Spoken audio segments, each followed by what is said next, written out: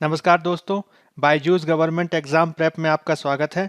आज की तारीख है 18 सितंबर 2020 और आज हम चर्चा करने जा रहे हैं द हिंदू अखबार में आए हुए प्रमुख आलेखों और एडिटोरियल्स पे, जिसके तहत प्रारंभिक और मुख्य परीक्षा से संबंधित अभ्यास प्रश्नों को भी हम करेंगे। तो चलिए शुरू करते हैं। आज की हमारी जो पहली खबर है वो फ्रंट पेज से ली गई है, पेज नंबर 1 से ली गई है। और इस पेज नंबर 1 का संबंध जो है, उस खबर का जो संबंध है वो है अर्थव्यवस्था क्षेत्र से, और विशेषकर अर्थव्यवस्था में कृषि क्षेत्र से इसका संबंध है। तो इकोनॉमी से इसका संबंध है और कृषि क्षेत्र से इसका संबंध है, जिसके तहत हम इसके जो मुख्य बिंदु हैं उनको हम समझने की कोशिश करेंगे। ठीक है, तो चलिए मुख्य बिंदु देख लेते हैं। सबसे पहले तो हम इसकी खबर को समझ लेते हैं। तो इसकी खबर क्या है? तो अभी हाल में ही, यानी कल को ही, ठीक है, हरसिमरत कौर बादल जो शिरोमणि अकाली दल की एक महत्वपूर्ण सदस्य हैं, उनके द्वारा कैबिनेट से इस्तीफा दे दिया गया 2 कृषि बिलों के विरोध में। ठीक है, तो हाल में ही लोकसभा में, ठीक है, लोकसभा में जो है कुछ कृषि बिलों को पेश किया गया है, कुछ कृषि विधेयकों को पेश किया गया है। और यह जो कृषि विधेयक हैं ये मुख्य रूप से पंजाब के क्षेत्र में, हरियाणा के क्षेत्र में, ठीक है, इसके अलावा आंध्र प्रदेश के आदि क्षेत्रों में जो है यह विरोध का विषय बने हुए हैं। और इसके तहत विपक्षी दलों के साथ किसानों के समूह, ठीक है, किसानों के समूहों और बहुत सारे जो राज्य हैं उन्होंने जो है इन बिलों के प्रति आशंकाएं व्यक्त की हैं और आलोचना के स्वरों को उन्मुक्त किया है।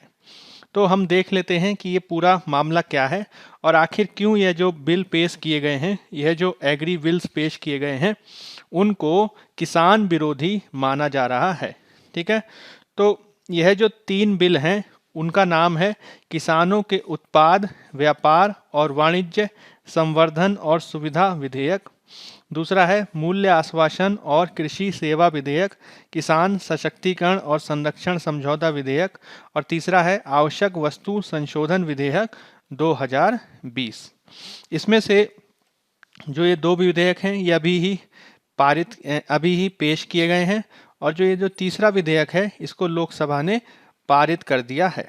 ठीक है, सरकार द्वारा इससे पहले कोविड-19 के काल में जब संसद की बैठक नहीं हो रही थी तो इनसे संबंधित अध्यादेशों को जारी किया गया था, और इन्हीं अध्यादेशों को अब कानून का दर्जा देने के लिए इनको प्रस्तुत किया गया है। ठीक है, अब लेकिन इसमें समस्या यह है कि बहुत सारा इसका विरोध किया जा रहा है, और ये जो विरोध के जो आधार हैं वो अलग अलग हैं। तो हम ये देखने की कोशिश कर लेते हैं कि जो इनका विरोध किया जा रहा है वो किन आधारों पर किया जा रहा है और इन विरोध के कारक कौन कौन से हैं। ठीक है, तो विरोध के कारक हम देखेंगे। तो यह जो कानून है इनके विरोध को हम तब बेहतर ढंग से समझ सकते हैं जब हम इनके प्रावधानों को समझ लें। ठीक है, तो ये 3 जो कानून हैं उसमें एक कानून का संबंध है भारत में संविदा कृषि को बढ़ावा देने से, ठीक है, कॉन्ट्रैक्ट फार्मिंग को बढ़ावा देने से, और कॉन्ट्रैक्ट फार्मिंग के तहत किसान, ठीक है, कॉन्ट्रैक्ट फार्मिंग के तहत किसान और एक पार्टी, दूसरी पार्टी जो कोई निजी कंपनी भी हो सकती है या फिर कोई दूसरा समूह भी हो सकता है। ठीक है, इसके साथ एक खरीद पूर्व समझौता करती है। ठीक है, किसान द्वारा एक निजी कंपनी आदि से खरीद पूर्व समझौता किया जाता है और इसके आधार पर किसान द्वारा उपज को उपजाया जाता है। उदाहरण के लिए मान लीजिए पेप्सिको कंपनी के द्वारा अपने ब्रांड लेज के लिए आलूओं की ज़रूरत है, और वो जो आलू हैं वो एक निश्चित क्वालिटी के होने चाहिए। ठीक है, निश्चित गुणवत्ता के होने चाहिए। तो इसको सुनिश्चित करने के लिए वह किसानों से समझौता करेगी, और यह जो समझौता है वो बेहतर ढंग से हो सके, इसी के लिए संविदा कृषि को बढ़ावा देने के लिए एक बिल पेश किया गया है। ठीक है, जिसका नाम है, यहाँ पे देख सकते हैं, जिसका नाम है, ठीक है, farmers empowerment and protection agreement on price assurance and farm services bill, ठीक है, या फिर इसे कहेंगे मूल्य आश्वासन वाला कृषि सेवा विधेयक बिल। यह वाला जो बिल है उसका संबंध जो है इससे है। दूसरा जो हमारा बिल है उसका संबंध है किसान की मंडियों से, ठीक है, मंडियों से इसका संबंध है, जिसको टेक्निकल आधार पर कहा जाता है एग्रीकल्चर प्रोड्यूस मार्केटिंग कमेटी, ठीक है। राज्यों में जो मंडियां होती हैं उनसे संबंध है। और यह जो विधेयक है किसानों के उत्पाद व्यापार और वाणिज्य संवर्धन और सुविधा विधेयक, इसके माध्यम से अब किसान मंडियों के बाहर भी अपने उत्पादों को बेच सकते हैं, ठीक है, मंडियों के बाहर भी अपने उत्पाद को बेच सकते हैं, इसका प्रावधान किया गया है। जो हमारा तीसरा जो अधिनियम है आवश्यक वस्तु संशोधन अधिनियम, उसके माध्यम से यह प्रावधान किया गया है कि पहले जो आवश्यक वस्तुओं के परिधि में आने वाले जो कृषि उत्पाद थे उसमें से बहुत सारे कृषि उत्पादों को अब इसकी परिधि से बाहर रख दिया गया है, ठीक है। तो परिधि से बाहर कौन कौन से हैं, तो इन परिधि के बाहर उत्पादों में शामिल है, ठीक है, इसमें बहुत सारे खाद्यान्नों को शामिल किया गया है और फल और सब्जियों को शामिल किया गया है, ठीक है। तो ये जो तीन जो प्रावधान हैं, ये जो तीन जो विधेयक हैं, इनका संबंध मुख्य रूप से है संविदा कृषि से, एक का संबंध है मंडियों से और तीसरे का संबंध है हमारा आवश्यक वस्तुओं में की परिधि से खाद्यान्नों आदि को बाहर किए जाने से। अब आलोचना के कौन कौन से बिंदु हैं इसको भी थोड़ा समझ लेते हैं। तो देखिए इसमें जो आलोचना के बिंदु हैं वो अलग अलग प्रकार से अभिव्यक्त किए गए हैं। जैसे कि किसानों का ये कहना है कि इन विधेयकों के माध्यम से जो न्यूनतम समर्थन मूल्य की जो व्यवस्था है, जो एमएसपी की जो व्यवस्था है, जिसमें सरकार द्वारा कृषि उत्पादों के संदर्भ में एक न्यूनतम मूल्य की गारंटी दी जाती है, उस न्यूनतम मूल्य की गारंटी को अब हल्का कर लिया जाएगा और भविष्य में उसको हटाया भी जा सकता है। यानी किसान इसको लेकर सशक्त है कि एमएसपी व्यवस्था रहेगी अथवा कि नहीं, ठीक है। दूसरा जो पॉइंट है उसका संबंध इससे है कि अगर संविदा कृषि को बढ़ावा दिया जाता है, अगर कॉन्ट्रैक्ट फार्मिंग को बढ़ावा दिया जाता है तो इससे कॉरपोरेट क्षेत्र का प्रभाव बढ़ेगा कृषि क्षेत्र पर। और चूंकि किसान जो हैं वो कॉरपोरेट की तुलना में ज़्यादा शक्तिशाली नहीं है, अतः वो आसानी से दबाव में आ जाएंगे कॉरपोरेट क्षेत्र के और इससे हानि होगी किसानों को ही, ठीक है। तो यह भी एक तर्क है जो संविदा कृषि के विरुद्ध दिया जा रहा है। इसके अलावा विपक्षी दलों का ये आरोप है, ठीक है, राज्यों का ये आरोप है कि कृषि जो है मूल रूप से विषय है राज्य सूची का, और चूंकि कृषि राज्य सूची का विषय है इसलिए केंद्र द्वारा इन पर कानून बनाया जाना उसके संविधानिक जो प्रावधान है या कॉन्स्टिट्यूशनल ज्यूरिसडिक्शन है, ठीक है, संवैधानिक जो उसका न्याय क्षेत्र है उसका जो है पालन नहीं करना है। यानी केंद्र सरकार अपने दायरे से बाहर जाकर कृषि पर कानून बना रही है जो संवैधानिक रूप से सही नहीं है। इसके अलावा अगर किसान एपीएमसी के बाहर या मंडियों के बाहर अपने कृषि उत्पादों को बेचेंगे तो इससे राज्यों को जो कर का लाभ होता था, जो टैक्स की बचत होती थी, ठीक है, जो कर जो प्राप्त होता था, राजस्व का जो प्राप्ति होती थी वो अब नहीं होगी, जिससे उनको राजस्व घाटा होगा। तो यह भी जो है राज्यों का कहना है। हालांकि इसके विपरीत जो सरकार है, सरकार का क्या मत है इसको भी समझ लेते हैं। तो देखिए सरकार का कहना ये है कि ये जो तीन बिल हैं इनका एमएसपी व्यवस्था से कोई संबंध नहीं है और एमएसपी व्यवस्था सदैव थी, सदैव है और सदैव रहेगी। इसके अलावा केंद्र सरकार का यह कहना है कि यदि किसानों को मंडियों के बाहर या फिर कॉरपोरेट क्षेत्र से अगर एक बेहतर कीमतों के आधार पर या बेहतर समझौते के आधार पर अपने उत्पाद को बेचने की सुविधा प्राप्त होती है तो इससे अंततः किसान को ही लाभ होगा। क्यों? क्योंकि इसके लिए किसान के पास विकल्प अधिक होंगे और उसको उसके उत्पाद का बेहतर मूल्य प्राप्त होगा। तो किसानों के संदर्भ में, किसानों के पक्ष में संविदा कृषि को बढ़ावा दिया जाना एक बेहतर विकल्प है। और सरकार का यह भी कहना है कि एपीएमसी एक्ट के तहत जो मंडियों की स्थापना की गई है वो मंडियां विद्यमान रहेंगी और किसानों के समक्ष यह विकल्प होगा कि वो मंडियों में अपने उत्पाद को बेचें अथवा नहीं। यानी किसान जो हैं अपने उत्पादों को मंडियों में बेचने या ना बेचने के लिए स्वतंत्र हैं और इससे अंततः मूल रूप से किसानों को ही लाभ होगा। ठीक है, तो कहने की बात यह हुई कि विपक्ष के द्वारा बहुत सारे तर्क दिए गए हैं और सरकार के द्वारा बहुत सारे तर्क दिए गए हैं इन तीनों बिलों के संदर्भ में। अब होना ये चाहिए कि सरकार ने जिन तर्कों को रखा है या फिर विपक्ष ने जिन तर्कों को रखा है उसको व्यापक बहस की जानी चाहिए। ठीक है, संसद के सत्र में व्यापक बहस होनी चाहिए और एक बीच का मार्ग निकालने का प्रयास किया जाना चाहिए। तभी जो है इस क्षेत्र में जो विरोध प्रदर्शन देखे जा रहे हैं उसका बेहतर निवारण किया जा सकता है। यानी हमें एक बीच का मार्ग निकाल के इसमें अंतिम रूप से एक बेहतर उपाय के आधार पर आगे बढ़ना चाहिए। ठीक है, तो ये हो गई हमारी पहले पेज की न्यूज़। अब हम देख लेते हैं इससे संबंधित दूसरी खबर को। हमारी जो दूसरी खबर है वो पेज नंबर 6 से ली गई है और यह मुख्य रूप से एक एडिटोरियल है जिसका संबंध जलवायु परिवर्तन से है और इसका संबंध जो है एनवायरनमेंट और इकोलॉजी सेक्शन से है जीएस पेपर 3 में। ठीक है, तो पर्यावरण और पारिस्थितिकी से इसका संबंध है जिसको हम देखने जा रहे हैं। तो सबसे पहले तो हम इसका संदर्भ देख लेते हैं।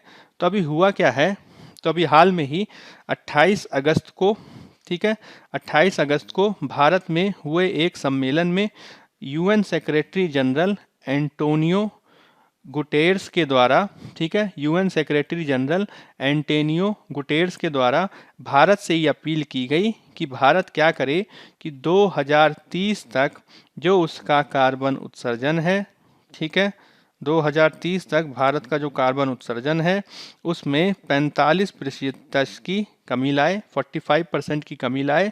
और यह कमी लाने के लिए आवश्यक है कि भारत द्वारा 2020 के बाद जो उसके द्वारा कोयला उत्पादन में, ठीक है, या फिर कोयला से विद्युत उत्पादन में जो निवेश किया जा रहा है उस निवेश को वो बंद कर दे। इसका मतलब क्या हुआ कि जो संयुक्त राष्ट्र के सेक्रेटरी जनरल हैं वो भारत से ये अपील कर रहे हैं कि भारत को अपने कार्बन उत्सर्जन को 45% से कम करना है और इसके लिए आवश्यक है कि 2020 तक जो कोयला उत्पादन है, 2020 के बाद जो कोयला उत्पादन है जिसका प्रयोग विद्युत उत्पादन आदि में किया जाता है उसमें किए जाने वाले निवेश को हटा देना चाहिए। लेकिन इस आलेख में आलोचकों ने यह तर्क दिया है कि भारत को ऐसा नहीं करना चाहिए। क्यों? अगर भारत ऐसा करेगा तो भारत में विऔद्योगीकरण की प्रक्रिया देखी जा सकती है, भारत का डी इंडस्ट्रियलाइजेशन हो सकता है और भारत गरीबी के दुष्चक्र में भी पड़ सकता है। क्यों? क्योंकि अभी हमारा विकास का स्तर इतना नहीं हुआ है कि हम इस प्रकार से निवेश को बढ़ावा दे सकें या हम इस प्रकार से कोयले पर किए जाने वाले निवेश को एकाएक बंद कर सकें। ठीक है, इसके तहत मुख्य रूप से लेखकों द्वारा यह तर्क दिया गया है कि ये भारत पर दबाव डालने की एक रणनीति है। ठीक है, और भारत पर ही नहीं बल्कि हाल के समय में भारत और चीन दोनों पर इस प्रकार की दबाव की रणनीति अपनाई गई है जिसके तहत दोनों से अपील की गई है कि वो अपने उत्सर्जन को 45% कम करें और इसको बराबर ले आएं विकसित देशों के। ठीक है, तो यह जो अपीलें की जा रही हैं लेखकों के मत के अनुसार यह एक दबाव की रणनीति है और भारत और जो चीन है उनको ऐसा नहीं करना चाहिए क्योंकि ऐसे बहुत सारे कारक हैं जो इस पूरे प्रपोजल को, इस पूरा जो प्रस्ताव है उसको भारत के दृष्टिकोण से अनवायबल बना देते हैं। भारत के लिए ये समताकारी नहीं है। ठीक है, तो क्या क्या तर्क दिए गए हैं इसको थोड़ा देख लेते हैं। तो देखिए, सबसे पहला जो तर्क दिया गया है वो ये दिया गया है कि जब विश्व के प्रमुख देशों के बारे में बात कही जाती है, विशेषकर जब G20 देशों के बारे में बात की जाती है, तो भारत उसमें एकमात्र ऐसा देश है जिसकी प्रति व्यक्ति आय G20 देशों में सबसे नीचे है, सबसे न्यूनतम है। और भारत को अपने विकास करने की ज़रूरत है, और भारत जब तक विकास नहीं करेगा तब तक वो इस प्रकार के उपाय नहीं कर सकता है। तो एक तर्क ये दिया गया है। इसके अलावा जो दूसरा तर्क दिया गया है वो कोविड-19 से संबंधित तर्क है। भारत में कोविड-19 में जो अर्थव्यवस्था है वो बेहद नकारात्मक स्थिति में पहुंच गई है, और इसका प्रभाव कब तक नकारात्मक बना रहेगा इसको लेकर सुनिश्चितता से नहीं कहा जा सकता। अगर इस पृष्ठभूमि में, कोविड-19 की पृष्ठभूमि में इस तरीके का कोई उपाय किया जाता है, ठीक है, जिसमें हम कोयले के उत्पादन को बंद करने की घोषणा कर दें, तो इसका निश्चित रूप से ही भारत के विकास के पूरी जो ट्रेजेक्ट्री है उस पे नकारात्मक प्रभाव पड़ेगा। ठीक है, तो एक तर्क यह दिया गया है। इसके अलावा और कौन कौन से तर्क दिए गए हैं, तो देखिए इसमें भारत का जो जलवायु परिवर्तन को लेकर जो दृष्टिकोण है उस पर भी चर्चा की गई है। ठीक है, तो भारत ने जलवायु परिवर्तन से बचने के लिए और 2021 तक जो वैश्विक तापमान है उस वैश्विक तापमान को 2 डिग्री सेंटीग्रेड से कम रखने के लिए काफ़ी सारे प्रयास किए हैं। ठीक है, जिसके तहत भारत ने भारत द्वारा एक बेहद महत्वाकांक्षी, ठीक है, नवीकरणीय ऊर्जा, ठीक है, भारत द्वारा एक बेहद महत्वाकांक्षी नवीकरणीय ऊर्जा के लक्ष्य को रखा गया है, जिसके तहत 2022 तक भारत द्वारा 100 गीगावाट नवीकरणीय ऊर्जा का लक्ष्य रखा गया है। इसके अलावा भारत द्वारा सौर ऊर्जा को बढ़ावा दिया गया है, और इसके लिए भारत ने अंतर्राष्ट्रीय पहल भी की है जिसका नाम है इंटरनेशनल सोलर अलायंस, अंतर्राष्ट्रीय सौर गठबंधन। ठीक है, इसके अलावा अगर प्रति व्यक्ति, ठीक है, पर कैपिटा, ठीक है, अगर देखा जाए प्रति व्यक्ति कार्बन उत्सर्जन, तो पूरी दुनिया में भारत का प्रति व्यक्ति कार्बन उत्सर्जन सबसे कम है, और यह है 0.5 टन प्रति व्यक्ति। ठीक है, यह वैश्विक औसत से भी कम है, और वैश्विक औसत कितना है, तो वैश्विक औसत है हमारा 1.3 टन प्रति व्यक्ति। इसके अलावा भारत का जो प्रति व्यक्ति कार्बन उत्सर्जन है वो जो प्रथम 3 जो कार्बन उत्सर्जक देश हैं जो दुनिया में सबसे ज़्यादा कार्बन को उत्सर्जित करते हैं, तो उनमें भी जो है भारत का प्रति व्यक्ति कार्बन उत्सर्जन सबसे कम है, जिसमें शामिल हैं यूएस, यूरोपियन यूनियन और चीन। तो इसका मतलब क्या हुआ कि प्रति व्यक्ति भी कम है, और अगर हम कुल उत्सर्जन की बात करें, ठीक है, तो भारत का कुल उत्सर्जन 100% में से मात्र 4% है। यानी अगर दुनिया में कुल कार्बन उत्सर्जन 100 किया जा रहा है तो उसमें भारत का जो योगदान है वो मात्र 4% है, और वह तब है जब भारत की जनसंख्या 130 करोड़ तक है। इसके विपरीत यूरोपियन यूनियन की जो जनसंख्या है वो लगभग 45 करोड़ के आसपास है। ठीक है, और इसके बावजूद जो उसका योगदान है वो 20% है कुल उत्सर्जन में। इसका मतलब क्या हुआ कि भारत द्वारा बहुत सारे प्रयास ऐसे किए गए हैं जो उसे जलवायु परिवर्तन के दृष्टिकोण से बेहद सतत बनाते हैं, और भारत को नहीं बल्कि यूरोपियन यूनियन को जो है इसमें काफ़ी प्रयास किए जाने की ज़रूरत है। इसके अलावा लेखकों द्वारा कुछ और आंकड़े भी दिए गए हैं, जिसके अनुसार यूनाइटेड नेशन फ्रेमवर्क कन्वेंशन और क्लाइमेट चेंज, ठीक है, यानी जलवायु परिवर्तन पर संयुक्त राष्ट्र का फ्रेमवर्क समझौता, ठीक है, जलवायु परिवर्तन पर संयुक्त राष्ट्र का फ्रेमवर्क समझौते की रिपोर्ट यह बताती है कि 1990 से लेकर 2017 के काल में जो विकसित देशों द्वारा जो उत्सर्जन किया गया था, ठीक है, उन विकसित देशों द्वारा उत्सर्जन में कमी करने के लिए जो प्रस्ताव किए गए हैं उसमें 1990 से 2017 की अवधि में मात्र 1.3% वार्षिक उत्सर्जन में उन्होंने कटौती की है। ठीक है, इसका मतलब क्या हुआ कि विकसित देशों को जितना कार्बन उत्सर्जन में कटौती करनी चाहिए थी उतनी उन्होंने नहीं की है। इसके अलावा यूरोपियन यूनियन और अन्य विकसित देश मुख्य रूप से अपनी ऊर्जा आवश्यकताओं के लिए निर्भर हैं तेल पर, ठीक है, निर्भर हैं गैस पर, और यह भी जो है एक जीवाश्म ईंधन है। ठीक है, यह भी एक जीवाश्म ईंधन है, कोयले के ही समान। तो जब तक विकसित देश यूरोपियन यूनियन तेल और गैस को फेज आउट नहीं करते, उसको नहीं हटाते, तब तक वो भारत जैसे देशों से कैसे उम्मीद कर सकते हैं कि भारत अपने जीवाश्म ईंधन को हटा दे। इसके अलावा संयुक्त राष्ट्र के द्वारा, ठीक है, संयुक्त राष्ट्र के द्वारा कभी भी अमेरिका की आलोचना नहीं की गई कि उसके द्वारा पेरिस समझौते से पीछे हटा गया, या फिर उन्होंने कभी भी यूरोपियन यूनियन पर यह दबाव नहीं डाला कि उसके द्वारा गैस और तेल को हटा दिया जाए, गैस और तेल को फेज आउट किया जाए। वास्तव में लेखकों का ये तर्क है कि यह प्रथम विश्व की एक रणनीति रही है सदैव से, जिसके तहत वो कोयले से होने वाले उत्पादन की आलोचना करते रहे हैं। इसके अलावा वो विकासशील देशों को ये सलाह देते रहे हैं कि वो अपने यहाँ कृषि का अधिक उत्पादन ना करें, उद्योगों का अधिक उत्पादन ना करें, और इसके माध्यम से वो एक हरित अर्थव्यवस्था की ओर बढ़ें। लेकिन हमें यह भी याद रखना होगा कि जब तक विकासशील देश जो हैं वो विकास के एक स्तर तक नहीं पहुंच जाएंगे, तब तक उनके द्वारा अपने विकास को रोकना संभव नहीं है, और इसको जो है समझने की ज़रूरत है। ठीक है, इसी के संदर्भ में लेखकों का ये तर्क है कि अंतर्राष्ट्रीय स्तर पर जलवायु परिवर्तन के संदर्भ में जो सिद्धांत दिए जाते हैं उनका भी जो है पालन नहीं किया जा रहा है इस संदर्भ में।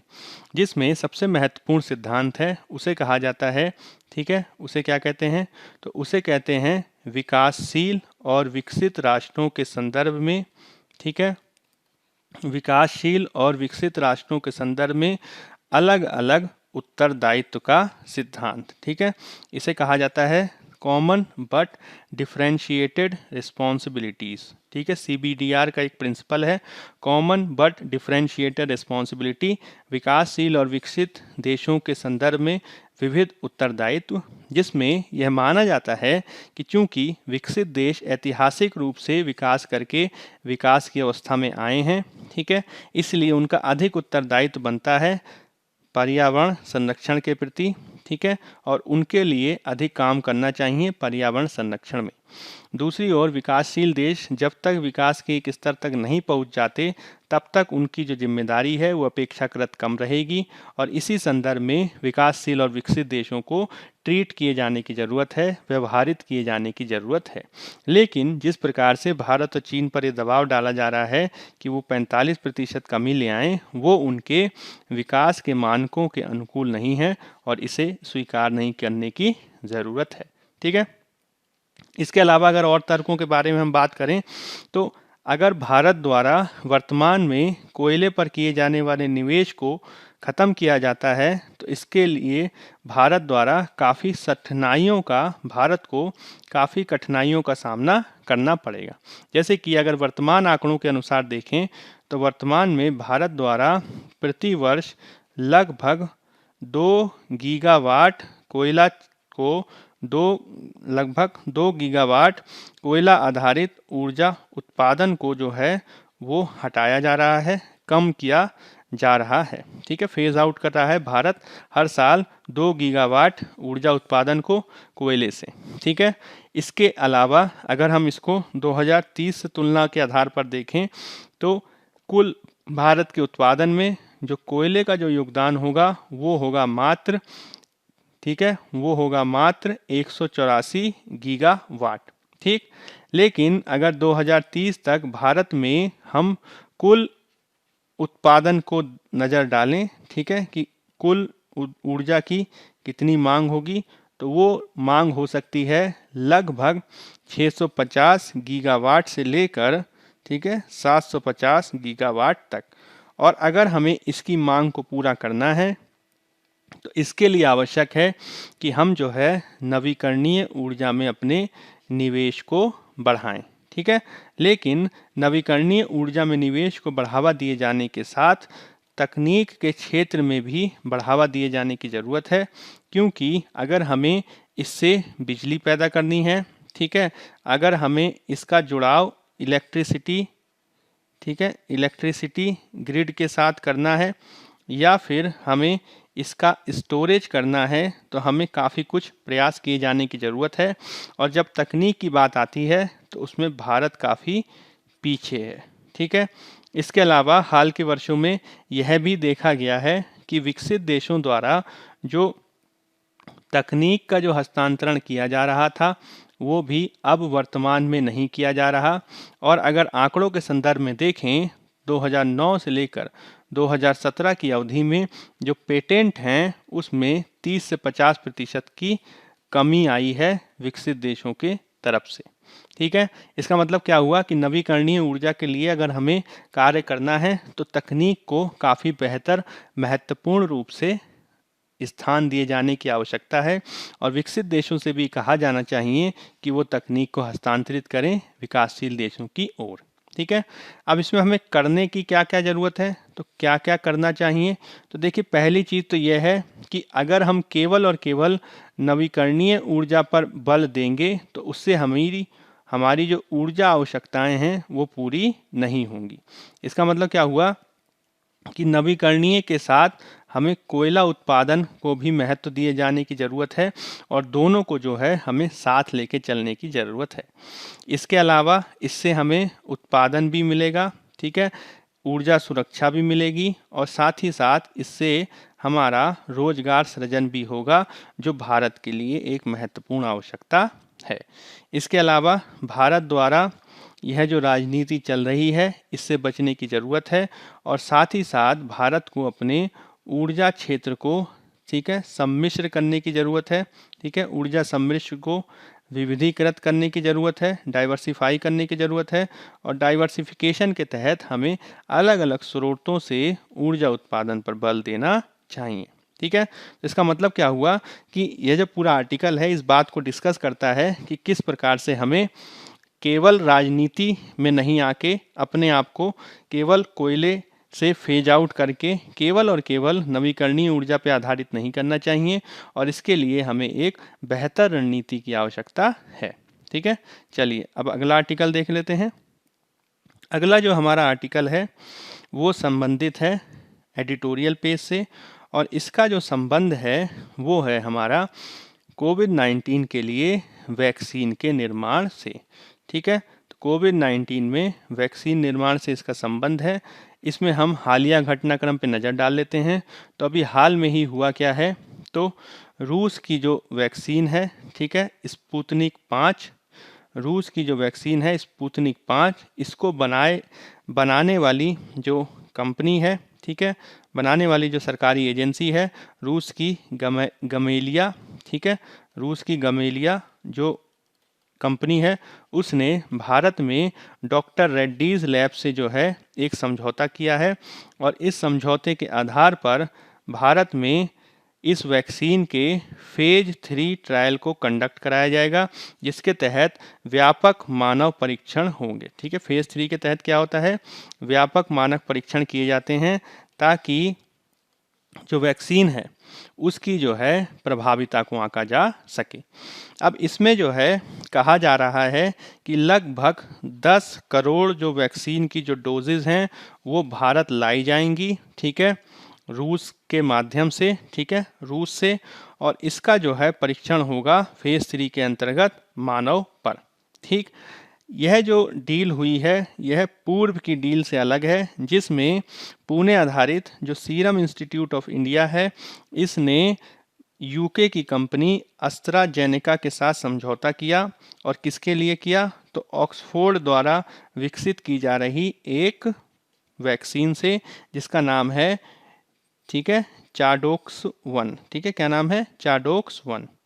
अब इसमें होगा क्या, दोनों में अंतर क्या है, तो जो रूस की जो स्पुतनिक 5 जो वैक्सीन है वो रूस में ही निर्मित होगी और इसको फिर इंपोर्ट करेगा डॉक्टर रेड्डीज लैब और इसका फेज 3 ट्रायल कराया जाएगा।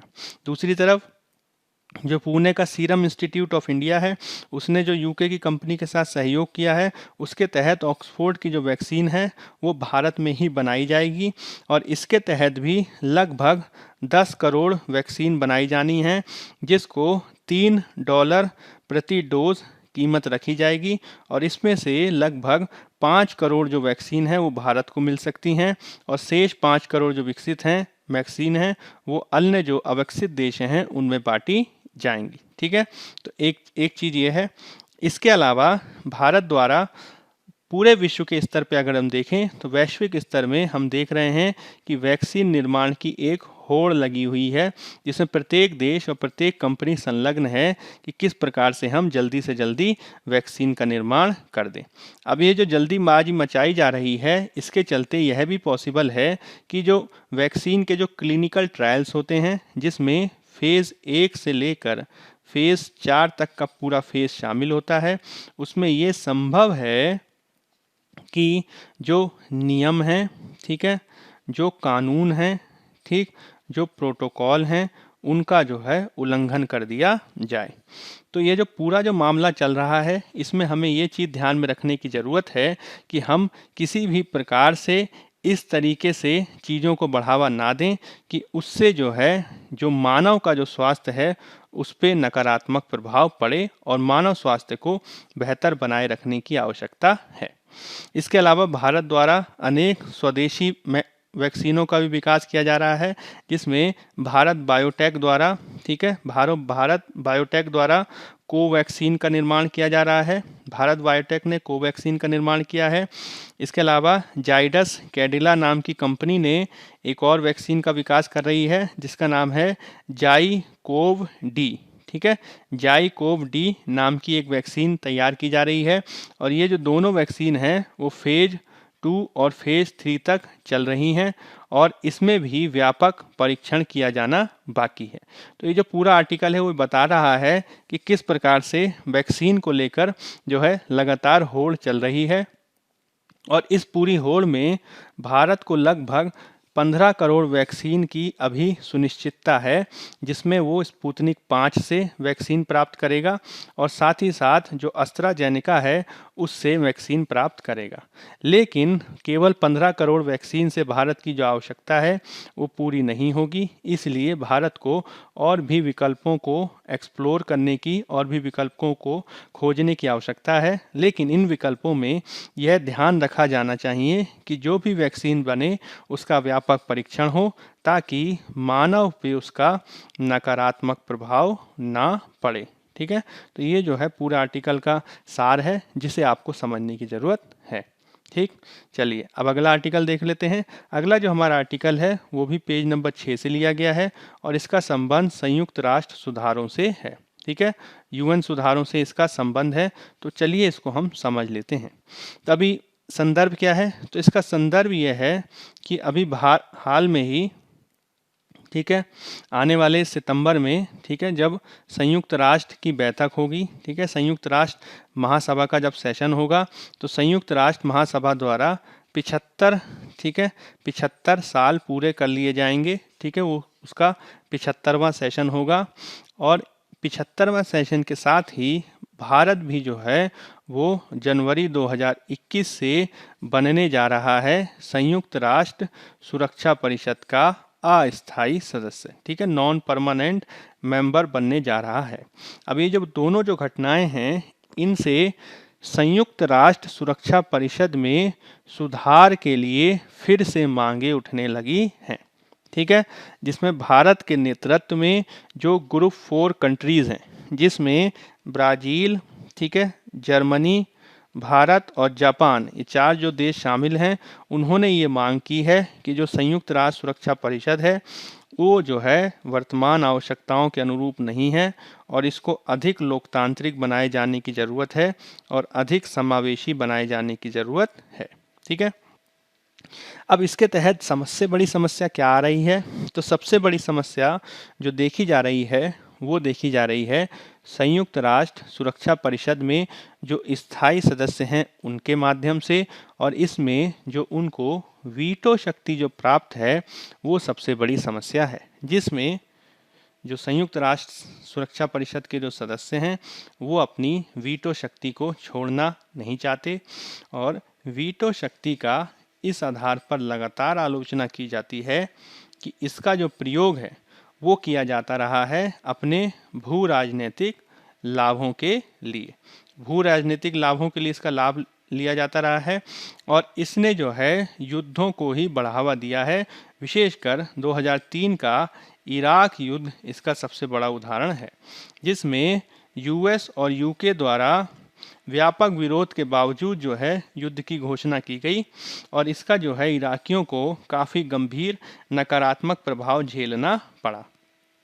अब इसी पूरी पृष्ठभूमि में संयुक्त राष्ट्र सुरक्षा परिषद में सुधार को बढ़ावा देने के लिए 2008 में प्रयास करना प्रारंभ किया गया, जिसके तहत 2008 में यह शुरू हुआ कि एक वार्ता मंच, एक वार्ता प्लेटफॉर्म जिसका नाम है इंटर गवर्नमेंटल नेगोशिएशन फ्रेमवर्क, ठीक है, क्या नाम है, इंटर गवर्नमेंटल नेगोशिएशन फ्रेमवर्क। इसके माध्यम से जो है वो बातचीत की जाएगी, और इसके तहत जो है 2015 में भी एक प्रस्ताव पारित किया गया था कि इंटर गवर्नमेंटल नेगोशिएशन फ्रेमवर्क के आधार पर हम आगे बढ़ेंगे, ठीक है।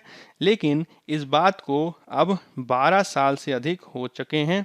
यही कारण है कि अब जो ग्रुप 4 कंट्रीज़ हैं, G4 कंट्रीज़ हैं, उनका ये कहना है कि आपने 2008 में जो इंटर गवर्नमेंटल नेगोशिएशन फ्रेमवर्क जो एक्सेप्ट किया था, इंटर गवर्नमेंटल नेगोशिएशन फ्रेमवर्क जो स्वीकार किया था, अब वो जो है अप्रासंगिक हो चुका है, क्योंकि इसमें समय काफ़ी बीत गया है।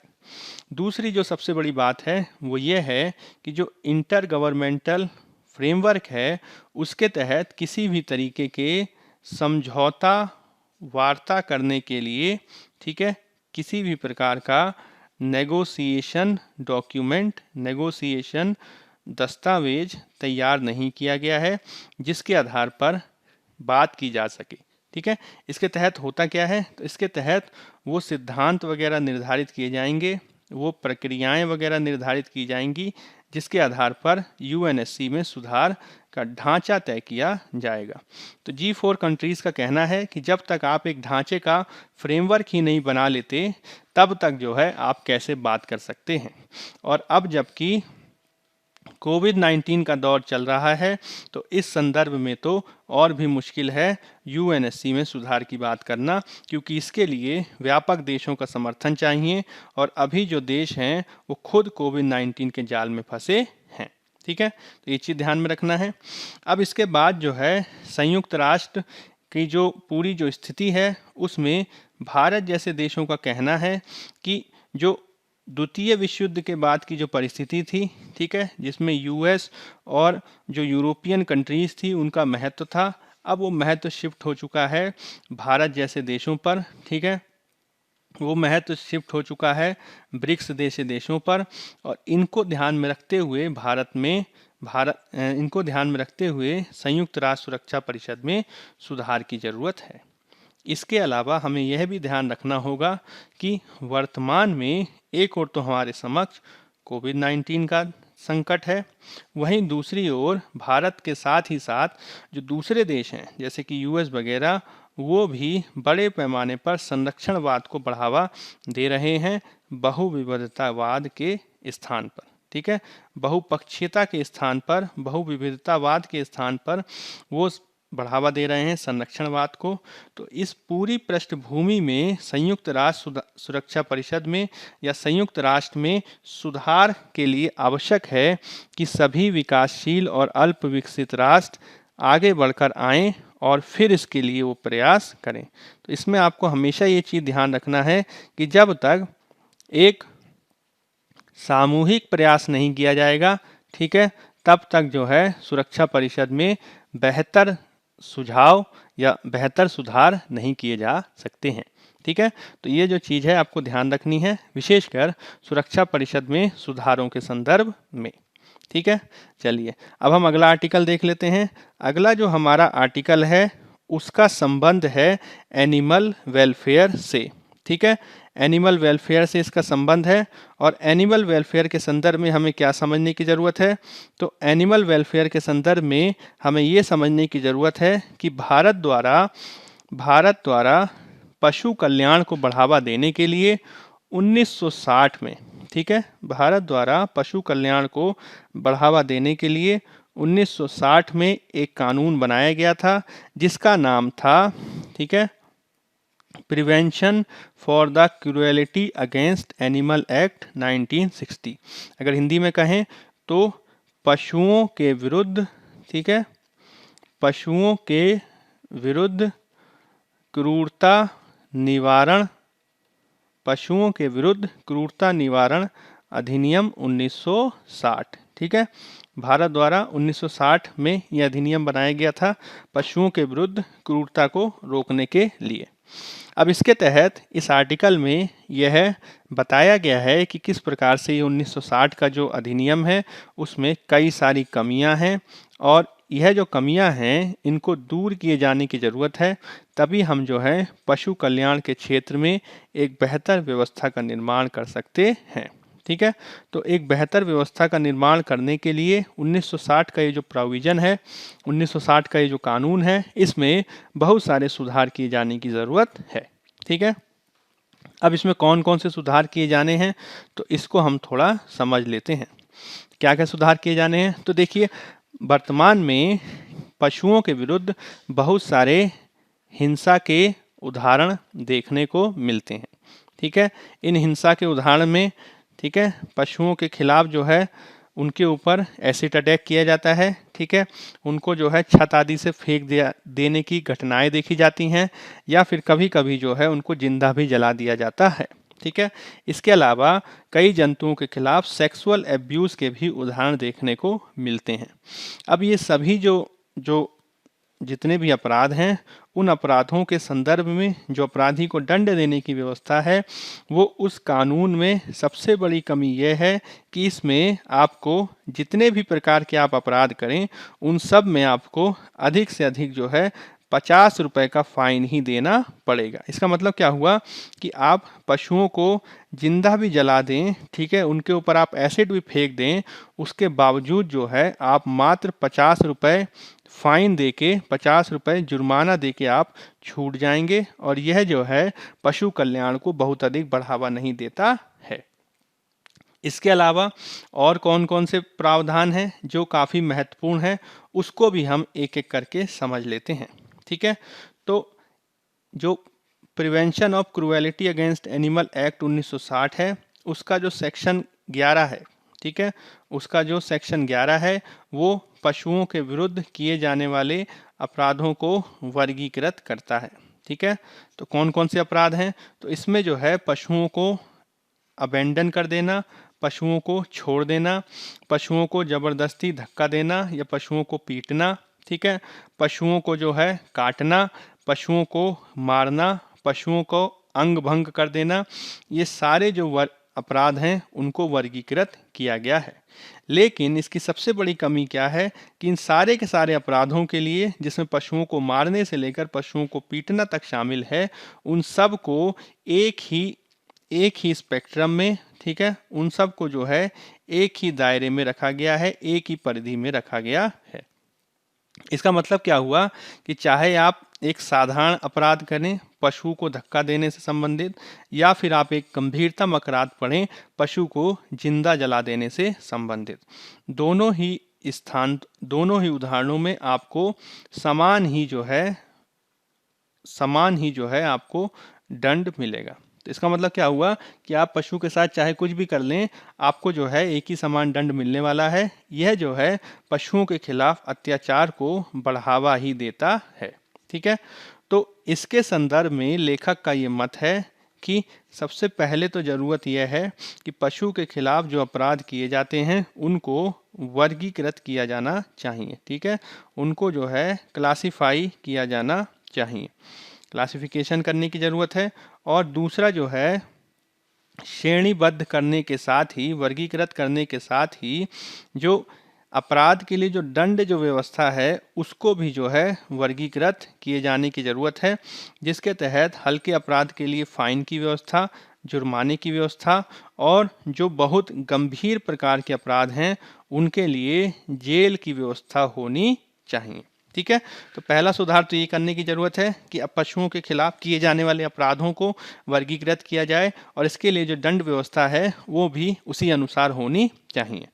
इसके अलावा जो सुधार किए जाने चाहिए उन सुधारों में एक चीज ये है कि पशुओं के खिलाफ जो वर्तमान में जो अपराध किए जाते हैं वो जो अपराध हैं वो संज्ञेय अपराध नहीं है।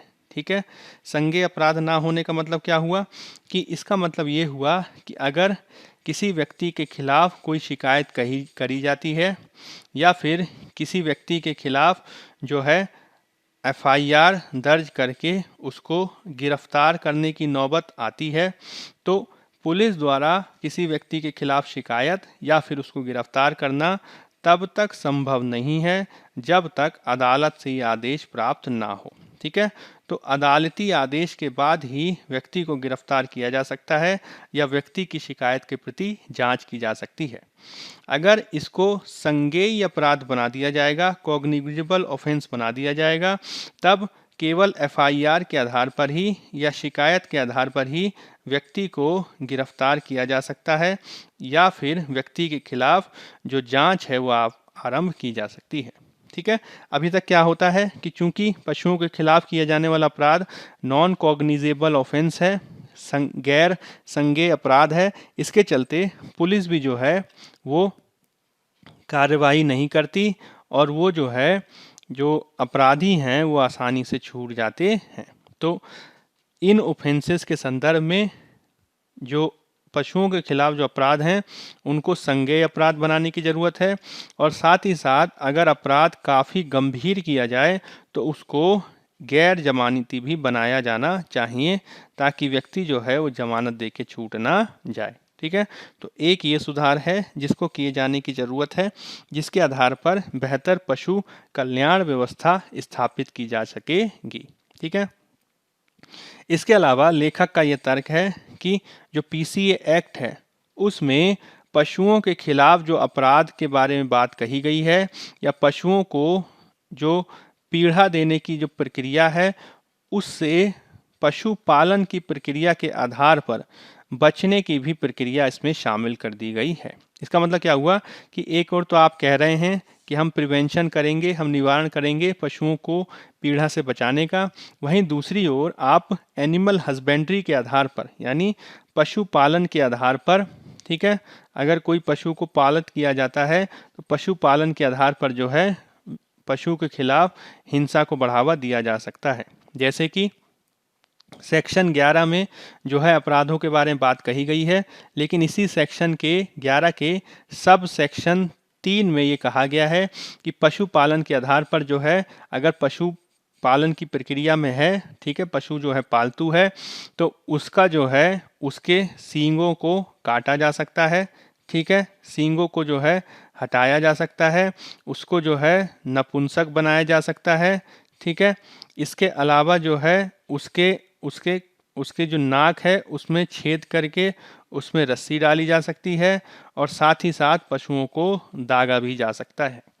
अब लेखक का ये मत है कि पशुपालन के संदर्भ में ये सारी प्रक्रियाएं की जाती हैं, लेकिन ये प्रक्रिया किस तरीके से की जाए इसको लेकर कोई प्रोटोकॉल नहीं है, इसलिए इसमें जिस तरीके से ये प्रक्रियाएं की जाती हैं वो पशुओं के लिए काफ़ी पीड़ादायक होती हैं। जैसे कि जब पशुओं के सींग काटे जाते हैं तो पशुओं को सींग काटने के साथ ही जो है पशुओं को जब सींग काटा जाता है तो काफ़ी गरम जो चाकू होता है उसका प्रयोग किया जाता है।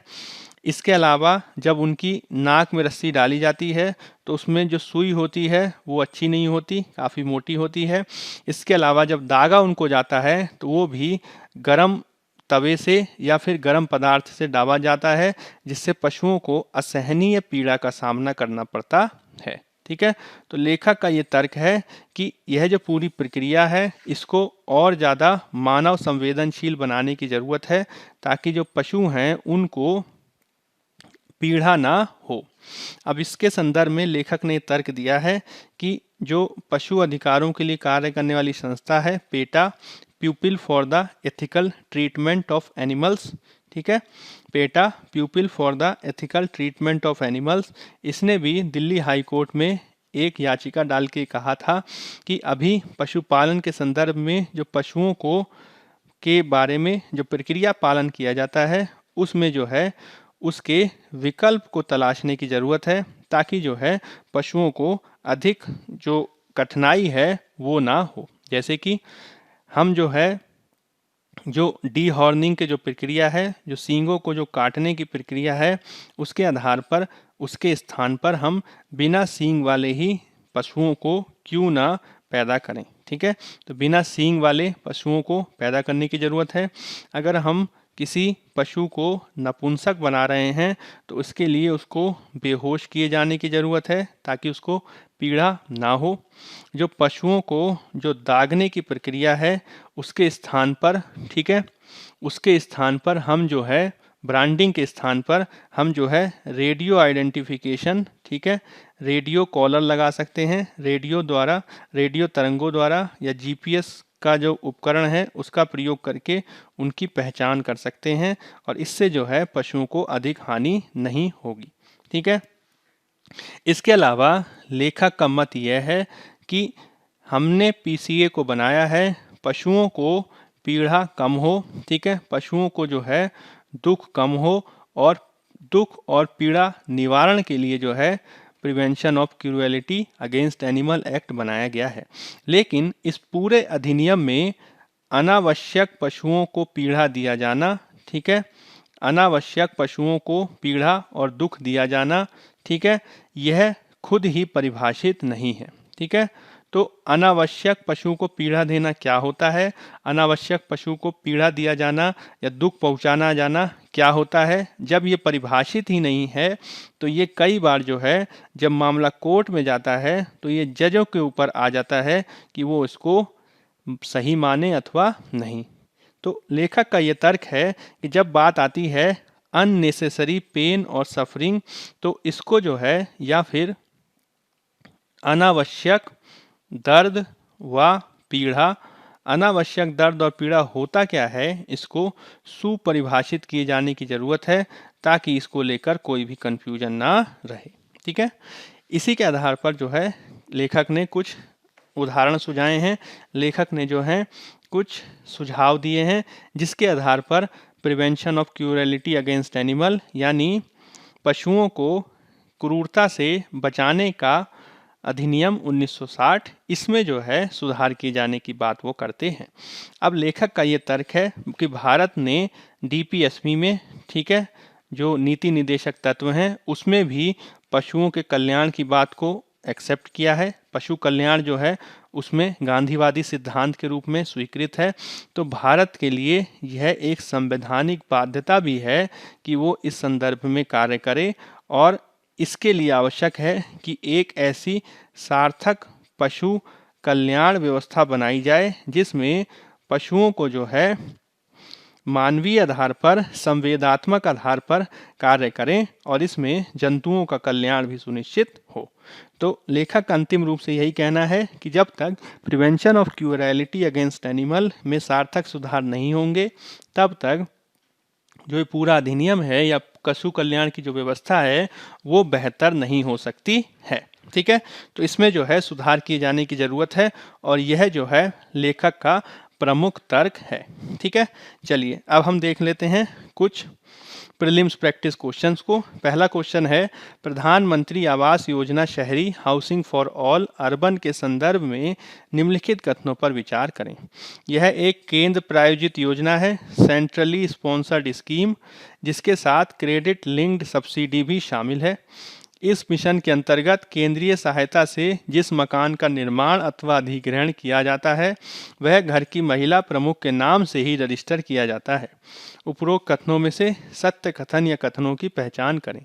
केवल एक, केवल दो, एक और दो, दोनों की उपरोक्त में से कोई नहीं। तो देखिए, प्रधानमंत्री आवास योजना शहरी जो है वो एक केंद्र प्रायोजित योजना है, जिसके तहत केंद्र और राज्य, केंद्र प्रायोजित योजना के तहत क्या होता है, सेंट्रली स्पॉन्सर्ड स्कीम के तहत क्या होता है, तो केंद्र और राज्य जो हैं खर्च को आपस में बांट लेते हैं। ये जो बंटवारा होता है वो 90-10 के अनुपात में भी हो सकता है, 75-25 के अनुपात में भी हो सकता है, 60-40 के अनुपात में भी हो सकता है और 50-50 के अनुपात में भी हो सकता है। यानी सेंटर 90%, राज्य 10%, ठीक है, सेंटर 75, राज्य 25, सेंटर 40, राज्य सेंटर 60, राज्य 40, दोनों 50-50, ठीक है।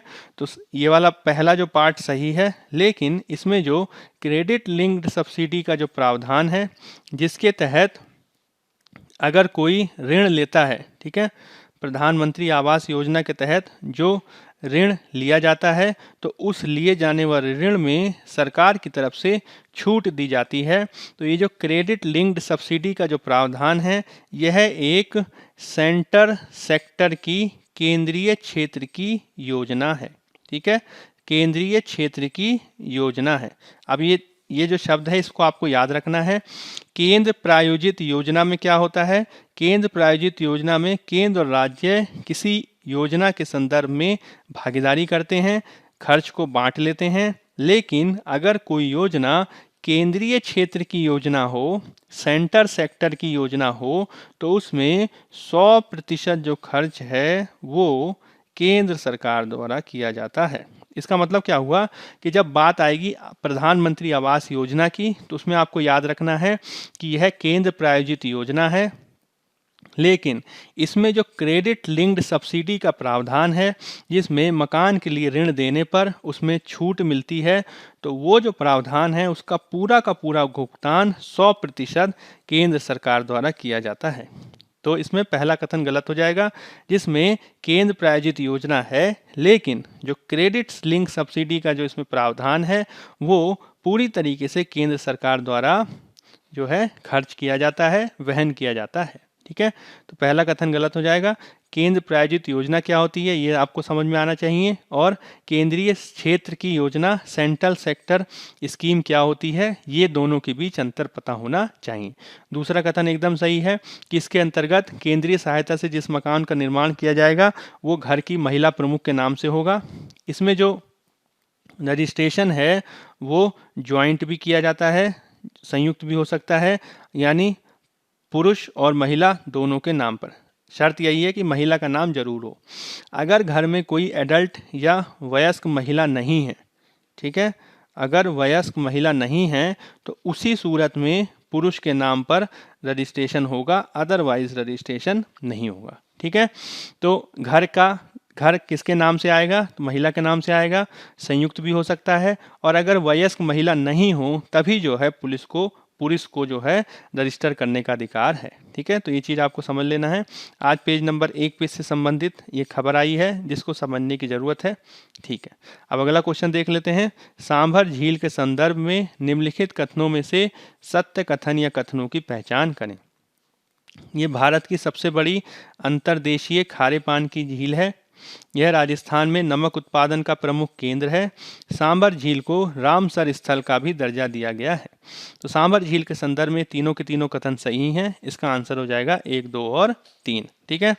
तो भारत की सबसे बड़ी ये खारे पानी की झील है, राजस्थान में स्थित है, और राजस्थान का ही नमक उत्पादन नहीं, देश के नमक उत्पादन में भी इसका प्रमुख स्थान है, और देश के कुल नमक उत्पादन का लगभग 9% उत्पादित होता है सांभर झील से, और इसको रामसर स्थल का भी दर्जा दिया गया है, जिसमें देश के बहुत सारी झीलें वगैरह शामिल हैं रामसर स्थल के रूप में, ठीक है। इसका आंसर क्या हो जाएगा हमारा डी, ठीक है। आज ये खबर आई है जिसमें सांभर लेक के बारे में विवरण दिया गया है, ठीक है। अगर हम मैप में देखें तो राजस्थान में स्थित है सांभर झील, ठीक है, सॉल्ट लेक, जो अजमेर जिला, नागौर जिला और जयपुर जिले से मिली हुई है। ठीक है, 3 जिलों से जो है ये जो है व्यवस्थित है, 3 जिलों में जो है ये फैली हुई है। ठीक है, चलिए अगला क्वेश्चन देख लेते हैं। निम्नलिखित में से कौन से देश G4 देशों का भाग हैं? Argentina, Brazil, Germany, Bharat, Italy, Japan, Saudi Arab. तो ये अभी हमने देखा था। इसमें कौन कौन है? तो ब्राजील शामिल है, 2 शामिल है, जर्मनी शामिल है, 3 शामिल है, भारत शामिल है, 4 शामिल है। ठीक है, इसके अलावा इटली शामिल नहीं है, जापान शामिल है, 6। तो 2, 3, 4 और 6, तो 2, 3, 4 और 6 ये जो ऑप्शन है सही हो जाएगा। इनको कहा जाता है ग्रुप 4 और इनका मुख्य उद्देश्य मैंने आपको बताया था, संयुक्त राष्ट्र में सुधार, संयुक्त राष्ट्र में जो है स्थायी सदस्यता के लिए ये दावेदारी करते हैं चारों देश। ठीक, आज एक खबर आई है। ठीक है, इस पर हमने चर्चा भी की थी। अगला क्वेश्चन देख लेते हैं। ऑपरेशन पोलो संबंधित है भारतीय संघ में हैदराबाद राज्य के विलय से, गोवा मुक्ति से, भारतीय सेना द्वारा सियाचिन ग्लेशियर के अधिकांश भाग को नियंत्रित किए जाने के मिशन से, भारतीय पीस कीपिंग शांति सेना द्वारा जाफना को लिट्टे के नियंत्रण से वापस लेने के संदर्भ में किए गए मिशन से। तो ऑपरेशन पोलो संबंधित है भारतीय संघ में हैदराबाद राज्य के विलय से, और यह हुआ था कल के ही तारीख को। ठीक है, 17 सितंबर को, और हर साल जो है हैदराबाद में इसे मनाया जाता है हैदराबाद लिबरेशन डे के रूप में। ठीक है, चलिए अगला क्वेश्चन देख लेते हैं। राजा रवि वर्मा के संदर्भ में निम्नलिखित कथनों में से सत्य कथन या कथनों की पहचान करें। वह भारतीय चित्रकारों में पहले ऐसे चित्रकार माने जाते हैं जिन्होंने तैल रंगों का प्रयोग किया, यानी ऑयल पेंट्स का प्रयोग किया। ठीक, राजा रवि वर्मा को लिथोग्राफिक प्रेस के कार्यों पर विशेषज्ञता हासिल करने के संदर्भ में विशेष रूप से जाना जाता है। 2013 में चांद के एक क्रेटर का नाम उनके सम्मान में रखा गया था। ठीक है, तो राजा रवि वर्मा के बारे में पहला सही है। ये पहले ऐसे चित्रकार माने जाते हैं जिन्होंने भारत में ऑयल पेंटिंग को बढ़ावा दिया, और इसके तहत न केवल उन्होंने मिथकीय कैरेक्टर्स यानी दुर्गा जी का चित्रण, सरस्वती जी का चित्रण इनको किया, बल्कि साथ ही बहुत सारे भारतीयों के चित्र को भी बनाया, और साथ ही बहुत सारे यूरोपियों के चित्र को भी बनाया, जिसमें उन्होंने ऑयल पेंटिंग को स्थान दिया, जो एक प्रमुख यूरोपीय पद्धति थी। इसके अलावा राजा रवि वर्मा को लिथोग्राफिक प्रेस के कार्यों पर विशेषज्ञता में भी महत्वपूर्ण माना जाता है, जिसमें मुख्य रूप से पत्थरों पर चित्रकारी करना, ठीक है, दीवारों पर चित्रकारी करना महत्वपूर्ण है, अथवा इसमें पत्थर के खांचों का प्रयोग किया जाता है चित्र करने में, चित्र बनाने में। ठीक है, इनके सम्मान में चांद में क्रेटर नहीं, बुध ग्रह के क्रेटर का नाम जो है वो रखा गया था राजा रवि वर्मा के सम्मान में 2013 में। ठीक है, तो इसमें तीसरा कथन गलत है, पहला और दूसरा सही है। इसके अलावा राजा रवि वर्मा को 1904 में ब्रिटिश सरकार द्वारा, ठीक है, ब्रिटिश सरकार द्वारा कैसर-ए-हिंद की उपाधि से भी सम्मानित किया गया था। ठीक है, कैसर-ए-हिंद की उपाधि से गोल्ड मेडल से सम्मानित किया गया था, यह भी आपको समझ लेना है। ठीक है, तो आंसर क्या हो जाएगा हमारा ए। ठीक है, चलिए ये आज आया है राजा रवि वर्मा पे एक चित्र, इसको आप समझ सकते हैं। ठीक, चलिए अब एक लास्ट ईयर का क्वेश्चन देख लेते हैं 2013 का। निम्नलिखित जंतुओं पर विचार करें। समुद्री गाय, समुद्री घोड़ा, समुद्री सिंह, उपरोक्त में से कौन स्तनधारी हैं, मैमेलियन है? केवल एक और तीन, केवल 2 और 3 की 1, 2 और 3। तो समुद्री गाय यह एक स्तनधारी है, समुद्री घोड़ा ये नहीं है, समुद्री सिंह एक स्तनधारी है, मैमेलियन है। ठीक है, तो 1 और 3 बी इसका आंसर हो जाएगा, जिसमें आप देख सकते हैं ये समुद्री गाय है। ठीक है, जिसे डुगोंग भी कहा जाता है, यूपीएससी ने डुगोंग पे इससे पहले भी क्वेश्चन पूछा रहा है। ठीक है, यह जो है समुद्री लायन है, समुद्री शेर है, ठीक है, जो एक स्तनधारी है। ठीक है, ये चीज़ आपको ध्यान रखनी है।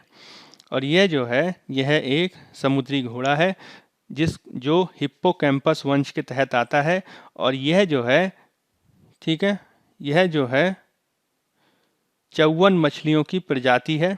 ठीक है, 54 मछलियों की प्रजाति है, जिसे समुद्री घोड़े के नाम से जाना जाता है। ठीक है, चलिए अब मेन से रिलेटेड क्वेश्चन देख लेते हैं। ठीक, भारत में पशुओं के विरुद्ध हिंसा को रोकने तथा सार्थक पशु अधिकार व्यवस्था को स्थापित करने के लिए पशुओं के विरुद्ध, ठीक है, निवारण अधिनियम, ठीक है, पशुओं के विरुद्ध क्रूरता, ठीक है, पशुओं के विरुद्ध क्रूरता यहाँ पे कर लीजिएगा, पशुओं के विरुद्ध क्रूरता निवारण अधिनियम 1960 के विविध प्रावधानों के संदर्भ में पुनर्विचार किए जाने की आवश्यकता है। चर्चा करें। 150 शब्द 10 अंक। भारत द्वारा ऊर्जा उत्पादन के क्षेत्र में कोयले से विद्युत उत्पादन आदि पर रोक लगाना भारत के विकास के संदर्भ में एक अत्यंत अप्रासंगिक फैसला होगा, जो भारत को अंततः विऔद्योगीकरण और ठहराव की ओर ही ले जाएगा। जलवायु परिवर्तन के खतरे के संदर्भ में अनेक विद्वानों द्वारा कोयले से किए जाने वाले ऊर्जा उत्पादन पर प्रतिबंध लगाए जाने के संदर्भ में आलोचनात्मक समीक्षा करें। 250 शब्द 15 अंक। तो ये दोनों के दोनों जो अंक जो जो क्वेश्चंस हैं उसको आप एडिटोरियल में हमारे डिस्कशन से लिखने की स्थिति में आ जाएंगे, तो आप उसको एक बार और सुन सकते हैं और फिर इसके बाद आप इसको लिखने का प्रयास कर सकते हैं। ठीक है, चलिए। तो आज बायजूस गवर्नमेंट एग्ज़ाम प्रेप पर हमने कोशिश की कि अधिक से अधिक आर्टिकल्स को हम आपके साथ जो है डिस्कस कर सकें। अगर आपको हमारे वीडियोस पसंद आ रहे हैं तो इस चैनल को लाइक करें, शेयर करें और अधिक से अधिक सब्सक्राइब करें। ठीक है, तो चलिए आज की क्लास में फ़िलहाल इतना ही। तब तक के लिए बने रहिए बायजूस गवर्नमेंट एग्ज़ाम प्रेप पर। धन्यवाद।